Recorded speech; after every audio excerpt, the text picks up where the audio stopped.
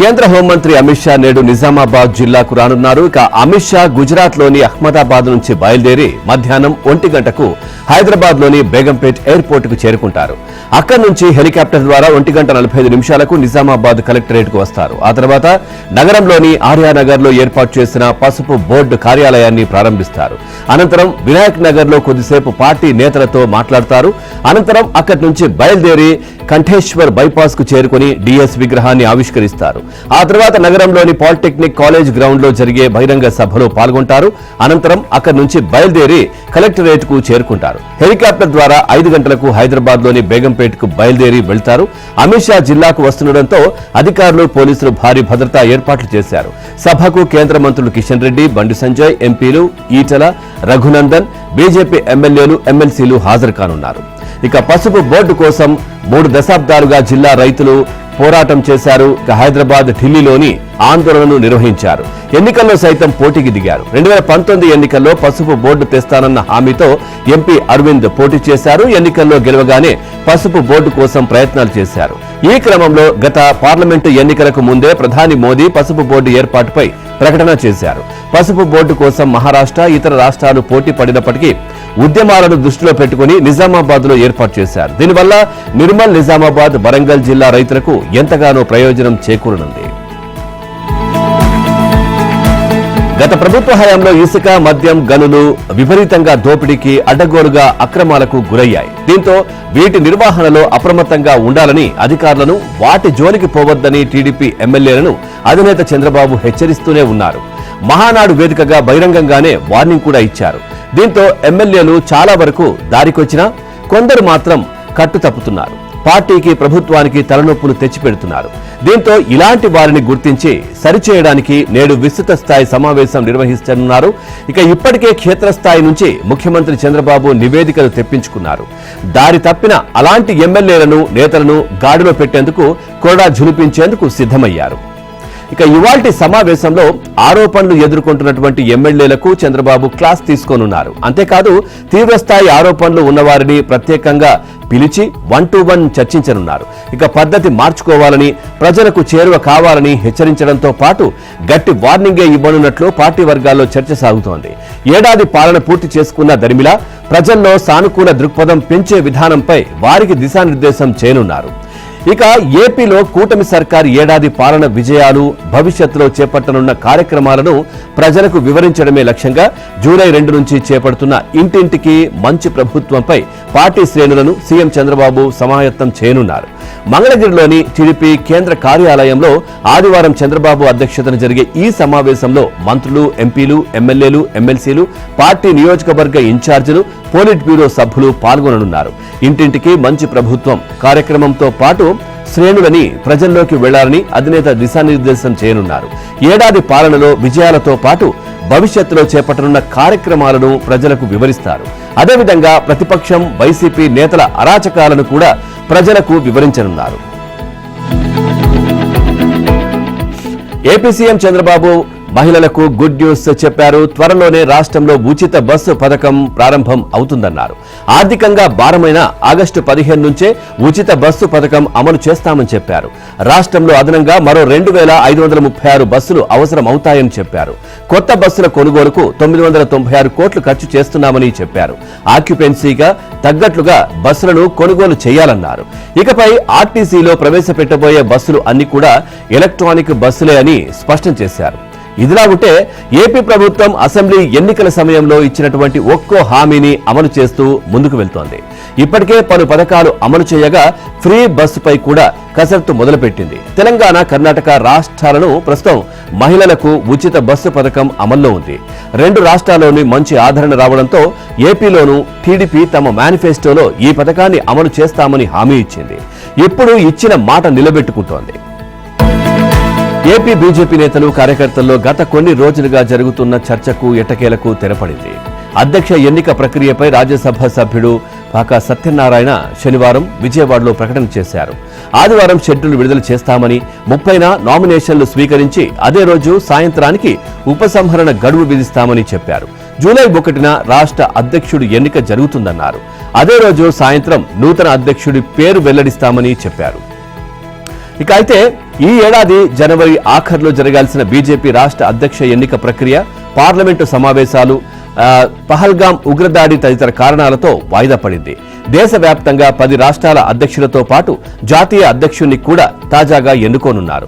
2023 జూలైలో రాష్ట్ర బీజేపీ సారథ్యం చేపట్టిన దగ్గుబాటి పురంధేశ్వరిని కూడా మార్చబోతున్నట్లు పార్టీలో కొందరు చెబుతుండగా ఆమెను కొనసాగించే అవకాశం లేకపోలేదనే వారు ఉన్నారు. మరోవైపు రాష్ట్ర బీజేపీ అధ్యక్షుడిగా కొత్త వ్యక్తిని జాతీయ నాయకత్వం నియమించడం దాదాపు ఖరారైనట్లు భావిస్తున్నారు. ఈ క్రమంలో సుమారు 10 మంది వరకు ఆశావాహులు పార్టీ అధ్యక్షుడి పదవి కోసం పోటీ పడుతున్నారు. విజయవాడ పశ్చిమ MLA Sujana Chowdary, Adoni MLA doctor Parthasarathi, విశాఖకు చెందిన మాజీ ఎమ్మెల్సీ మాధవ్, అదేవిధంగా ఉమ్మడి ఆంధ్రప్రదేశ్ మాజీ ముఖ్యమంత్రి కిరణ్ కుమార్ రెడ్డి పేర్లు ప్రముఖంగా ప్రచారంలో ఉన్నాయి. ప్రస్తుత అధ్యక్షురాలి సామాజిక వర్గానికి చెందిన సుజనా చౌదరికి అధ్యక్ష బాధ్యతలు అప్పగిస్తే బాగుంటుందని, పార్టీకి నిధుల కొరత కూడా ఉండబోదనే వ్యాఖ్యలు వినిపిస్తున్నాయి. అయితే బీసీ వర్గానికి అవకాశం ఇవ్వాలనే వాదనతో పార్థసారథి పేరు ప్రచారంలోకి వచ్చింది. శ్రీవారి దర్శనం కోసం తిరుమల వచ్చే యాత్రికులందరికీ బీమా సదుపాయం కల్పించే దిశగా టీటీడీ యోచిస్తోంది. దీనిపై ఇంకా స్పష్టమైన ప్రతిపాదన రూపుదిద్దుకోనప్పటికీ సాధ్యాసాధ్యాలపై పాలక అధికార వర్గాల్లో ఆలోచన మొదలైంది. అయితే రోజువారీగా భారీగా వచ్చే భక్తులకు బీమా కల్పించడం సాధ్యమేనా?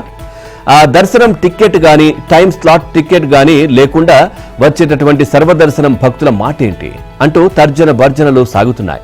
ఈ నెల 17న తిరుమలలో జరిగిన టీటీడీ పాలక మండలి అత్యవసర సమావేశంలో అజెండాతో సంబంధం లేకుండా తిరుమల యాత్రికులకు బీమా సదుపాయం కల్పించడంపై కొందరు పాలకవర్గ సభ్యులు, అధికారుల మధ్య చర్చ జరిగినట్లు సమాచారం. ఈ ఏడాది జనవరిలో తిరుపతిలో జరిగిన తొక్కిసలాట ఘటన టీటీడీని కుదిపివేసింది. ఆ ఘటనలో మరణించిన వారి కుటుంబాలకు, గాయపడిన వారికి టీటీడీ ఆర్థిక సాయం చేసింది. అప్పటి నుంచి యాత్రికులకు బీమా సదుపాయం కల్పించాలన్న ఆలోచన మొదలైంది. కాకపోతే దానిపై సీరియస్ గా దృష్టి సారించలేదు. అధికారులు, పాలక మండలి సభ్యుల మధ్య మాత్రం తరచుగా ఈ విషయమై చర్చ మాత్రం నడుస్తా ఉంది. ఇప్పటికే గత వైసీపీ ప్రభుత్వంలో ఆర్థిక క్రమశిక్షణ గాడి తప్పిన నేపథ్యంలో టీటీడీ యంత్రాంగం బీమా సదుపాయ కల్పన గురించి ఎంతవరకు ముందుకు వెళ్తుందో వేచి చూడాలి. నాలెడ్జ్ పార్కును అభివృద్ధి చేస్తే 5 లక్షల ఉద్యోగాలు, ఫైనాన్షియల్ డిస్ట్రిక్ట్ ను అభివృద్ధి చేస్తే 10 లక్షల ఉద్యోగాలు వచ్చాయని, అదే తరహాలో గచ్చిబౌలిలోని అభివృద్ధి చేయాలని తాను ప్రయత్నిస్తుంటే ప్రతిపక్షాలు కోర్టులో పిటిషన్లు వేసి రాష్ట్ర యువత ఉద్యోగావకాశాలను అడ్డుకుంటున్నాయని ముఖ్యమంత్రి రేవంత్ రెడ్డి మండిపడ్డారు. దేవతలు యజ్ఞాలు చేసినప్పుడు రాక్షసులు వచ్చి భగ్నం చేసే ప్రయత్నం చేశారని, అంత మాత్రాన యజ్ఞాలు ఆగలేదని, అలాగే ఎవరు అడ్డుపడ్డ అవాంతరాలను అధిగమించి హైదరాబాద్ను గొప్ప నగరంగా తీర్చిదిద్దుతానని ప్రకటించారు. గచ్చిబౌలి చౌరస్తాలో 182 కోట్లతో నిర్మించిన 6 లైన్ల పీజేఆర్ వంతెనను శనివారం మంత్రులు శ్రీధర్ బాబు, పొన్నం ప్రభాకర్తో కలిసి ఆయన ప్రారంభించారు. ఇక రాజకీయ ఆశావాదంతో ప్రభుత్వ కార్యక్రమాలకు వారిని క్షమించిపోదామని ఆ రాష్ట్ర ప్రజలు రేవంత్ రెడ్డిని ప్రశ్నించారు. ఇక ప్రజలు తీర్పు ఇచ్చి తమకు 5 ఏళ్లు పాలించే అవకాశం ఇచ్చారని, ప్రజలెన్నుకున్న ప్రభుత్వాన్ని పనులు చేయకుండా కోర్టులో లిటిగేషన్ వేసి ప్రతిపక్షాలు నగరాభివృద్ధిని అడ్డుకుంటున్నాయని ఆరోపించారు. ఇక నాలెడ్జ్ పార్క్, ఫైనాన్షియల్ డిస్ట్రిక్ట్ కి కొనసాగింపుగా గచ్చిబౌలి స్టేడియం పక్కన 400 ఎకరాలు అభివృద్ధి చేస్తే మరో 5 లక్షల మందికి ఉద్యోగావకాశాలు కల్పించవచ్చని ఆశించామని తెలిపారు. ఫ్యూచర్ సిటీ ప్రాజెక్టుకు సంబంధించిన భూసేకరణను త్వరగా పూర్తి చేయాలని పరిశ్రమల శాఖ అధికారులను రాష్ట్ర ముఖ్యమంత్రి రేవంత్ రెడ్డి ఆదేశించారు. జహీరాబాద్ నిమ్స్ ను సంబంధించి మిగిలి ఉన్న భూసేకరణ ప్రక్రియ కూడా పూర్తి చేయాలన్నారు. ఇక పెట్టుబడులు పెట్టేందుకు రాష్ట్రానికి వచ్చే పారిశ్రామికవేత్తలు ఎవరూ వెనక్కి వెళ్లకూడదని స్పష్టం చేశారు. ఈ మేరకు పరిశ్రమల శాఖపై జూబ్లీహిల్స్ లోని తన నివాసంలో శనివారం నిర్వహించిన సమీక్షలో ముఖ్యమంత్రి వివిధ ప్రాజెక్టుల పురోగతిపై చర్చించారు. జహీరాబాద్ నిమ్స్ లో మిగిలి ఉన్న భూసేకరణను తక్షణమే పూర్తి చేయాలని, భూములు ఇచ్చేలా రైతులను ఒప్పించాలని సీఎం రేవంత్ రెడ్డి అధికారులను ఆదేశించారు. డేటా సెంటర్ల ఏర్పాటుపై ప్రత్యేక శ్రద్ధ పెట్టాలని సూచించారు. ఫ్యూచర్ సిటీలో ఇంటిగ్రేటెడ్ స్పోర్ట్స్ కాంప్లెక్స్ ఏర్పాటుకు అంతర్జాతీయ స్థాయి స్పోర్ట్స్ ఆర్కిటెక్ట్ ను నియమించుకోవాలని కూడా అన్నారు.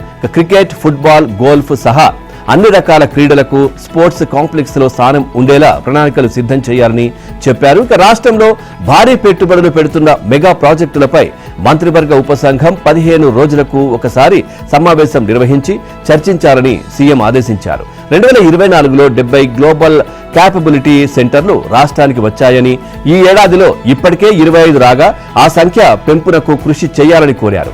రాబోయే 100 రోజులకు ప్రణాళిక సిద్ధం చేసుకుని పనిచేయాలని పరిశ్రమల అధికారులకు సీఎం దిశానిర్దేశం చేశారు. బీఆర్ఎస్ ప్రభుత్వం 10 ఏళ్ల పాలనలో తెలంగాణలోని సాగునీటి ప్రాజెక్టులపై నిర్లక్ష్యం ప్రదర్శించింది అని నీటిపారుదల శాఖ మంత్రి ఉత్తమ్ కుమార్ రెడ్డి ఆరోపించారు. ప్రాజెక్టుల నిర్వహణను తుంగలో తక్కి ఇప్పుడు రాజకీయ లబ్ధి కోసం జూరాల ప్రాజెక్టు కూలిపోవాలని భావిస్తోంది అని మండిపడ్డారు. జోగులాంబ గద్వాల జిల్లాలో శనివారం పర్యటించిన మంత్రి ఉత్తమ్ కుమార్ రెడ్డి ముందుగా ర్యాలపాడు రిజర్వాయర్ లీకేజీలను పరిశీలించారు. ఆ తర్వాత జూరాల వద్ద రోపులు, గ్యాచ్ క్రేన్ పరిస్థితిని పరిశీలించి గద్వాల కలెక్టరేట్లో విలేకరులతో మాట్లాడారు. జూరాల ప్రాజెక్టు అధికారులు బీఆర్ఎస్ అధికారంలో ఉన్నప్పుడే గేట్ల రోపులు తెగిపోయే ప్రమాదం ఉందని, గ్యాచ్ క్రేన్ ఇతర మరమ్మతులపై నిధుల కోసం నివేదిక కూడా అందించారని, కానీ అప్పటి ప్రభుత్వం పట్టించుకోలేదన్నారు. ప్రస్తుత సమస్యకు గత ప్రభుత్వమే కారణమని ఆరోపించారు. తాము కొత్త రోపులు వేయిస్తున్నామని 3.5 కోట్లతో కొత్తగా మరో గ్రాంటీ క్రేన్ ను మంజూరు చేయనున్నట్లు మంత్రి ఉత్తమ్ కుమార్ రెడ్డి ప్రకటించారు. గత ప్రభుత్వంలో ఎస్ఆర్ఎస్పీ నుంచి నాగార్జున సాగర్ వరకు అన్ని ప్రాజెక్టులు 20 నుంచి 25% నీటి సామర్థ్యాన్ని కోల్పోయాయని, పూడిక పేరుకుపోవడం వల్ల ఆయకట్టు రైతులు ఇబ్బందులు పడుతున్నారని తెలిపారు. తెలంగాణ బీజేపీ నూతన అధ్యక్షుడి ఎన్నికకు రంగం సిద్ధమైంది. కొన్ని గంటల్లోనే కొత్త సారథి ఎవరో తేలిపోనుంది. పార్టీ సంస్థాగత ఎన్నికల ప్రక్రియలో భాగంగా ఆదివారం నోటిఫికేషన్ జారీ కానుంది. సోమవారం నామినేషన్లను స్వీకరించి జూలై 1న అధ్యక్షుడి పేరును అధికారికంగా ప్రకటించనున్నారు. తెలంగాణ రాజకీయాలు బీసీల ఓటు బ్యాంక్ కేంద్రంగా మారిన క్రమంలో అధ్యక్ష పదవి కోసం ఆ సామాజిక వర్గం వైపు బీజేపీ జాతీయ నాయకత్వం మొగ్గు చూపుతోందన్న ప్రచారమూ జరుగుతా ఉంది. అందులోనూ ఎంపిక ఎక్కువ అవకాశాలు ఉన్నట్లు సంకేతాలు వెలువడుతున్నాయి. ఇక పార్టీ బీసీ ఎంపీలు ఈటెల రాజేందర్, ధర్మపురి అరవింద్, కేంద్ర హోంశాఖ సహాయ మంత్రి బండి సంజయ్ పేర్లపై చర్చ జరుగుతోంది. ఈటెల, అరవింద్ ఇద్దరు ఇప్పటికే గట్టి ప్రయత్నాలు చేశారు. బండి సంజయ్ పేరు కూడా వినిపిస్తున్నా తాను రేసులో లేరని గతంలో ఆయన పేర్కొన్న అంశం చర్చనీయాంశంగా మారింది. ఒకవేళ ఎంపీకి కాకుండా మరో సీనియర్ నేతకు పట్టం కట్టాలనుకుంటే మాజీ ఎమ్మెల్సీ ఎన్ రామచంద్రరావుకు అవకాశం దక్కవచ్చన్న చర్చ జరుగుతా ఉంది. రామచంద్రరావుకు పార్టీ పాత తరం నాయకుల మద్దతు కూడా ఉన్నట్లు పార్టీ వర్గాలు చెబుతా ఉన్నాయి. తెలంగాణ రాష్ట్ర బీజేపీ అధ్యక్ష పదవి ఆశిస్తున్న నేతలు పార్టీ జాతీయ నాయకత్వం నుంచి ఫోన్ కాల్ కోసం ఎదురు చూస్తున్నారని, ఎంపికైనట్టు ఎవరికి ఫోన్ వస్తే వారే సోమవారం నామినేషన్ దాఖలు చేస్తారని తెలిపారు. ఫోన్ ట్యాపింగ్ కేసులో బాధితులుగా ఉన్న బీఆర్ఎస్ నేతలకు నోటీసులు ఇచ్చేందుకు సిట్ సన్నద్దమైనట్లు తెలుస్తా ఉంది. ఇప్పటి వరకు బాధితులుగా ఉన్న 200 మందికి పైగా కాంగ్రెస్, బీజేపీ నాయకులు, మీడియా ప్రతినిధుల వాంగ్మూలాలను సిట్ నమోదు చేసింది. ఇక బాధితులుగా ఉన్న బీఆర్ఎస్ ద్వితీయ, తృతీయ శ్రేణి నాయకుల వాంగ్మూలాలను త్వరలో నమోదు చేయనున్నట్లు తెలిసింది. ఇక సిట్ ఇప్పటి వరకు సేకరించిన సాక్ష్యాధారాల్లో భాగంగా మావోయిస్టుల సానుభూతి పరుల పేరుతో 615 మంది ఫోన్లను ట్యాప్ చేయడం ద్వారా అప్పటి ఎస్ఐబీ చీఫ్ ప్రభాకర్ రావు భారతీయ టెలిగ్రాఫ్ చట్టం ఐటీ చట్టాన్ని ఉల్లంఘించారని నిర్ధారించింది. ఇక ఫోన్ ట్యాపింగ్ వ్యవహారంలో బీఆర్ఎస్ ఎమ్మెల్సీ కె నవీన్ రావును సిట్ విచారించే అవకాశాలు కనిపిస్తా ఉన్నాయి. ప్రైవేటు వ్యక్తి అయిన మీడియా ఛానల్ అధినేత శ్రవణ్ రావును ఫోన్ ట్యాపింగ్ వ్యవహారంలో లాగడం వెనుక నవీన్ రావు పాత్ర ఉన్నట్లు సిట్ అధికారులు అనుమానిస్తా ఉన్నారు. మరోవైపు ఎమ్మెల్సీ కవిత పిఏకు సిట్ నోటీసులు జారీ చేసిందని ప్రచారం జరుగుతా ఉంది. దీంతో సిట్ ఉన్నతాధికారులు నిర్ధారించలేదు. కవిత సన్నిహితులు సైతం సిట్ నుంచి ఫోన్ ట్యాపింగ్ కు సంబంధించి ఎలాంటి నోటీసులు రాలేదని చెప్తా ఉన్నారు. స్థానిక సంస్థల ఎన్నికల్లో బీసీలకు 42% రిజర్వేషన్లు కల్పిస్తామన్న హామీ ఒకవైపు, అన్ని సామాజిక వర్గాలకు కలిపి 50% రిజర్వేషన్లు మించరాదన్న సుప్రీంకోర్టు తీర్పు మరోవైపు, రిజర్వేషన్లను 30 రోజుల్లో ఖరారు చేసి స్థానిక ఎన్నికలు నిర్వహించాలన్న హైకోర్టు ఆదేశాలు ఇంకోవైపు. ఈ నేపథ్యంలో రిజర్వేషన్ల అంశాన్ని త్వరగా తేల్చే దిశగా సర్కార్ కసరత్తు ప్రారంభించింది. స్థానిక సంస్థల ఎన్నికల్లో బీసీలకు ఎంత శాతం రిజర్వేషన్లు కల్పించాలన్న దానిపై రాష్ట్ర ప్రభుత్వం సమాలోచనలు చేస్తోంది. 42% పెంచుతూ జీవో ఇవ్వాలంటే చట్టపరంగా సాధ్యమేనా, లేక ప్రస్తుతం ఉన్న రిజర్వేషన్లతోనే ఎన్నికలకు వెళ్లాలా అనే దానిపై సలహా ఇవ్వాలని అడ్వకేట్ జనరల్ను కోరింది. జీవో ఇవ్వాలని ప్రభుత్వం భావిస్తున్నా దానికి చట్టపరమైన ప్రాతిపదిక లేదన్న అంశము తాజాగా తెరపైకొచ్చింది. తెలంగాణలోని వైద్య కళాశాలలో 607 అసిస్టెంట్ ప్రొఫెసర్ పోస్టుల భర్తీ కోసం మెడికల్ రిక్రూట్మెంట్ బోర్డు శనివారం నోటిఫికేషన్ జారీ చేసింది. తగిన అర్హతలు ఉన్న అభ్యర్థులు జూలై 10 నుంచి 17వ తేదీన సాయంత్రం 5 గంటల వరకు ఆన్లైన్ ద్వారా దరఖాస్తులు చేసుకోవచ్చు. అభ్యర్థులు వైద్య విద్యలో పీజీ లేదా సూపర్ స్పెషాలిటీ కోర్సు చేసి ఉండాలి. తెలంగాణ స్టేట్ మెడికల్ కౌన్సిల్లో రిజిస్టర్ చేసుకుని ఉండాలి. ఇక ప్రభుత్వ ఆసుపత్రుల్లో కాంట్రాక్ట్ అవుట్సోర్సింగ్ పద్ధతిలో పనిచేసేవారు ఎక్స్పీరియన్స్ సర్టిఫికేట్ జత చేయాలి. ఎంపికైన వారు ప్రైవేట్ ప్రాక్టీస్ చేయడానికి వీల్లేదు. అభ్యర్థులకు ఈ ఏడాది జూలై 1 నాటికి 46 ఏళ్లకు మించి వయస్సు ఉండకూడదు. మరోవైపు మెడికల్ కాలేజీలకు ప్రభుత్వం కొత్తగా 715 అసిస్టెంట్ ప్రొఫెసర్ పోస్టులను మంజూరు చేసింది. దీనికి ఆర్థిక శాఖ అనుమతులు ఇచ్చింది. ఆ పోస్టుల భర్తీకి త్వరలోనే నోటిఫికేషన్ వెలువడే అవకాశాలు ఉందని అధికార వర్గాలు తెలిపాయి. వైద్య కళాశాలల్లో అసిస్టెంట్ ప్రొఫెసర్ పోస్టుల భర్తీకి రాత పరీక్ష ఉండదు. పీజీ మార్కులు, వెయిటేజ్ మార్కుల ఆధారంగా పాయింట్స్ కేటాయిస్తారు.